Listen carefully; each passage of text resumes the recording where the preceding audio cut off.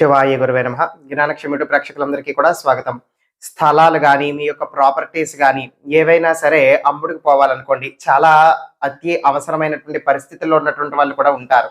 అటువంటి వాళ్ళకి ఇప్పుడు ఈ యొక్క భువనేశ్వరి అమ్మవారి యొక్క మంత్ర సాధన చేయటం ద్వారా మీ యొక్క ప్రాపర్టీసు, మీ యొక్క స్థలాలు ఏవైతే మీరు అమ్ముకోవాలి అని అనుకుంటున్నారో అవి అతి త్వరగా మీరు కోరుకుంటున్న విధంగా బేరాలనేటువంటిది వచ్చి అవి అమ్ముడుకు పోతాయన్నమాట. అయితే దీనికి మరి మీరు ఏ విధంగా చెయ్యాలి ఈ యొక్క ప్రక్రియ అంటే గనక జాగ్రత్తగా వినండి. ఏదైనా సరే ఒక శుక్రవారం నాడు మీరు ఈ యొక్క ప్రక్రియని ప్రారంభించాలి. తెల్లవారి సూర్యోదయం అవ్వక ముందు అయినా సరే చెయ్యాలి. లేదు అనంటే ఆ సమయంలో మీకు కుదరదన్నప్పుడు రాత్రి 9 దాటిన తర్వాత అయినా సరే మీరు చేసుకోవచ్చు. ఏ సమయం మీరు ఎంచుకున్నా సరే ఈ యొక్క ప్రక్రియ చేసుకోవటానికి ఆ యొక్క సమయంలో శుభ్రంగా మీరు స్నానం అనేటువంటిది ఆచరించి ఏకాంతంగా ఉండేటువంటి గదిలో కానీ లేకపోతే మీ యొక్క పూజా మందిరంలో కానీ చక్కగా కూర్చోండి. కటిక నేల మీదన కూర్చోకూడదు. ఏదైనా సరే ఒక ఆసనం అనేటువంటిది ఏర్పరచుకుని ఆ యొక్క ఆసనం మీదన చక్కగా అయితే కూర్చోండి. కూర్చున్న తర్వాత నువ్వుల నూనెతో ఒక దీపం అనేటువంటిది మీరు వెలిగించాలి. తర్వాత ఒక రాగి పాత్ర కానీ రాగి కప్పు కానీ ఏదో ఒకటి, లేదు అని అంటే కంచు అయినా సరే పర్వాలేదు. కంచు ప్లేటు లేకపోతే కప్పు ఏదైనా రాగి అయినా సరే కంచు అయినా సరే అది తీసుకుని ఆ యొక్క పాత్ర తీసుకుని కప్పు కానీ ప్లేట్ కానీ తీసుకుని దాంట్లో ఒక రూపాయి కాసు లేకపోతే ఒక 5 రూపాయల కాసు లేకపోతే ఒక 10 రూపాయల కాసు ఎంతైనా సరే కాయిన్ అనేటువంటిది దాని మీదన పెట్టి దాని మీదన ఒక మందార పువ్వు అనేటువంటిది పెట్టండి. ఈ విధంగా పెట్టిన తర్వాత మీ యొక్క పూజా మందిరంలో కానీ లేకపోతే ఏకాంతంగా ఉండేటువంటి గదిలోనైనా సరే పార్వతీ పరమేశ్వరి యొక్క పటం ఉంటే నమస్కారం చేసుకోండి. లేకపోతే దుర్గాదేవి యొక్క పటం ఉంటే నమస్కారం చేసుకోండి. లలితాదేవి యొక్క పటం ఉంటే నమస్కారం చేసుకోండి.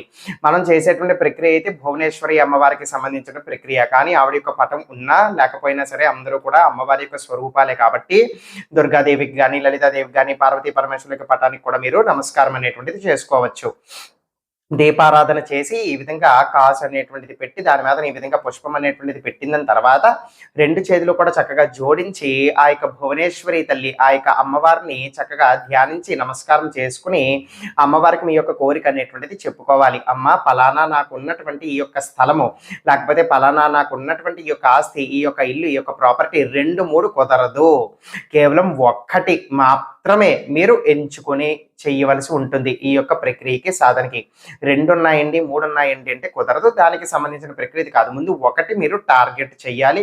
దానికోసం మీరు చెయ్యాలి. అది సేల్ అయిపోయిన తర్వాత దాని నుంచి మీకు ఫలితాలు వచ్చిన తర్వాత అప్పుడు మళ్ళీ రెండో దానికోసం మీరు ప్రయత్నించి రెండో దానికోసం మీరు మళ్ళీ మొదలు పెట్టచ్చు ఈ యొక్క ప్రక్రియని. అర్థమైంది కదా? అయితే ఇప్పుడు ఒక సైట్ కావచ్చు, ఒక ప్రాపర్టీ కావచ్చు, ఏదైనా సరే ఇప్పుడు అది పలానా ఈ యొక్క స్థలం తల్లి లేకపోతే పలానా యొక్క ప్రాపర్టీ అది చక్కగా అమ్ముడుకు పోయేటట్లుగా అనుగ్రహించు తల్లి అని చెప్పి నమస్కారం చేసుకుని ఒక 2 నిమిషాల పాటు మీరు ఏదైతే అమ్ముకోవాలి అని అనుకుంటున్నారో ఆ యొక్క స్థలం కానీ లేకపోతే ఆ యొక్క ప్రాపర్టీ కానీ అది చక్కగా మీరు అనుకున్నటువంటి విధంగా అమ్ముడుకు పోయింది, దాని నుంచి మీకు చక్కటి లాభం వచ్చింది అని చెప్పి ఊహించుకోవాలన్నమాట. కళ్ళు మూసుకొని 1 నిమిషం నుంచి 2 నిమిషాల వరకు కూడా ఆ విధంగా మీరు కోరుకున్న విధంగా ఆ యొక్క స్థలాన్ని ఆ యొక్క ప్రాపర్టీని కళ్ళు మూసుకొని ఊహించుకోండి. దాన్ని మీ యొక్క కళ్ళ ముందుకు తెచ్చుకోండి కళ్ళు మూసుకొని మీ యొక్క ఊహాశక్తితో. ఆ విధంగా కళ్ళు మూసుకుని దాన్ని ఊహించుకుంటూ మీరు కోరుకున్న విధంగా ఒక బేరం అనేటువంటిది తగిలింది, ఇది చక్కగా అమ్ముడుకు పోయింది, అతి త్వరగా మీకు దాని ద్వారా మీకు డబ్బులు అనేవి లభించాయి అని 1 నిమిషం నుంచి 2 నిమిషాల పాటు ఆ విధంగా ఊహించుకున్న తర్వాత నేను చెప్పబోతున్నటువంటి ఈ యొక్క మంత్రాన్ని ఒక 108 సార్లు జపం చేయండి. ఓం హ్రీం శ్రీం క్లీం భువనేశ్వర్యై నమః. మళ్ళీ చెబుతున్నాను. ఓం హ్రీం శ్రీం క్లీం భువనేశ్వర్యై నమః. విన్నారు కదా? ఇది ఆ యొక్క మంత్రము. ఈ విధంగా 108 సార్లు చొప్పున జపం చేసిన తర్వాత వీలైనటువంటి వాళ్ళు ఏదైనా సరే ఒక కర్పూరంతో చక్కగా ఆర్తించుకోండి. పార్వతీ పరమేశ్వరులు కానీ దుర్గాదేవి అమ్మవారి యొక్క పటానికి కానీ దేనికైనా సరే.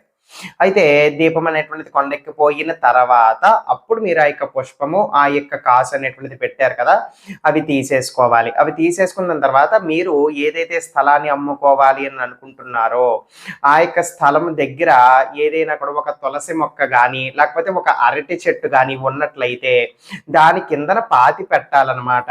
లేకపోతే తులసి మొక్క అప్పటికప్పుడైనా సరే మీరు పట్టుకుని వెళ్ళి దీన్ని పెట్టి దీని మీద నా యొక్క తులసి మొక్కను మీరు అక్కడ పాతి పెట్టవచ్చు. ఒకవేళ ఆ విధమైనటువంటి పరిస్థితి లేనటువంటి వాళ్ళు, కుదరదు అని అన్నటువంటి వాళ్ళు ఈ యొక్క పువ్వుని, ఈ యొక్క కాసుని మీరు మీ యొక్క డబ్బులు, మీ యొక్క క్యాష్ ఎక్కడైతే ఉంచుకుంటారో, మీ యొక్క బీరువాలు కావచ్చు, మీ యొక్క కబోర్డులు కావచ్చు, ఎక్కడైతే డబ్బు ధనము దాచుకుంటారో ఆ యొక్క ప్రదేశంలో మీరు పెట్టుకోవచ్చు అనమాట. అర్థమైంది కదా? ఈ విధంగా చేస్తే మీకు అద్భుతమైన ఫలితం అనేటువంటిది ఉంటుంది. ఇదే ప్రక్రియని వరస్సుగా మొదలుపెట్టిన రోజు నుంచి ఏ సమయానికైతే మొదలు పెట్టారో అదే సమయానికి వరస్సుగా ఒకవేళ 7 రోజుల పాటు చేసినట్లయితే కనుక మరింత శక్తివంతమైనటువంటి ఫలితాలు ఇంకా కూడా తొందరగా వచ్చేటువంటి అవకాశాలు ఉంటాయన్నమాట. అర్థమైంది కదా? అయితే దీనికి వీటికన్నా కూడా మించినటువంటి నియమనిష్టలు ఏమిటి అంటే మీరు మొదలు పెట్టినటువంటి రోజు దగ్గర నుంచి వరుసగా 7 రోజులు చెయ్యదలుచుకుంటే ఈ పూర్తయిపోయేంత వరకు కూడా మాంసాహారము, ధూమపానం, మద్యపానం వంటివి చేయకుండా ఉంటే చాలు, సరిపోతుంది. ఈ అమ్మవారి యొక్క అనుగ్రహం వలన అతి త్వరగా మీకు అది సేల్ అవ్వటం అనేటువంటిది జరుగుతుంది. సర్వే జనా సుఖినో భవంతు. శివార్పణమస్తు. ఇటువంటి సమస్యలు, ఇబ్బందుల కొరకు పాశుపత తంత్రాలు అనబడేటువంటివి మేము నిర్వహిస్తూ ఉంటాం. మా ద్వారా ఈ యొక్క పాశుపత తంత్ర ప్రక్రియల ద్వారా ఇవి చేయించుకోవాలి అని అనుకుంటే గనక ఇప్పుడే మీకు కనిపిస్తున్నటువంటి ఈ యొక్క నంబర్కి వాట్సాప్లో మీరు సంప్రదించవచ్చు.